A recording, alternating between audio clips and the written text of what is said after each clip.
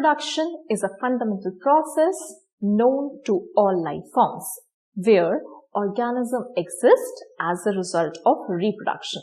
There are two methods of reproduction, asexual and sexual reproduction. In this video, we'll discuss about asexual reproduction. Now, in this method of reproduction, you will observe that the offspring arises from a single parent. That is, without the involvement of another organism within the same species. Now, this mode of reproduction takes place in very simpler organism. Can you think of organism right now? Yes, yeast cells and amoeba cells. Let's consider these examples and let's discuss them one by one. Let's take the case of the yeast cell first. In the yeast cell, you will see they reproduced by a common method of asexual reproduction, that is the budding. In budding, on the parent cell, you will see a small protuberance will form, that is, an outgrowth will develop.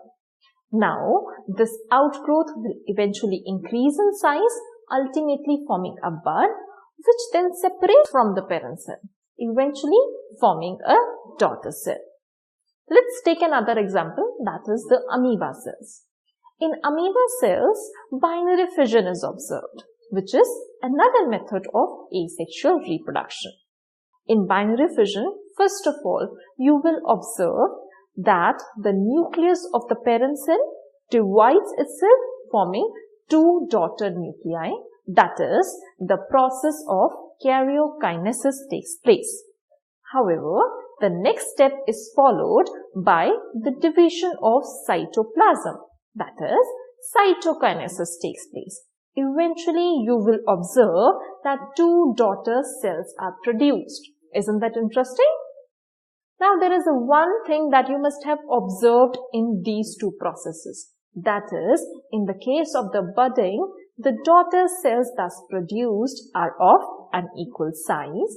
However, in the case of binary fission, the two daughter cells thus produced are of equal size.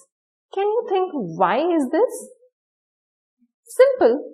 In the case of the binary fission, there is an equational division taking place in the case of the amoeba cells. That is, the nucleus of the parent size is equally distributed into the daughter cells.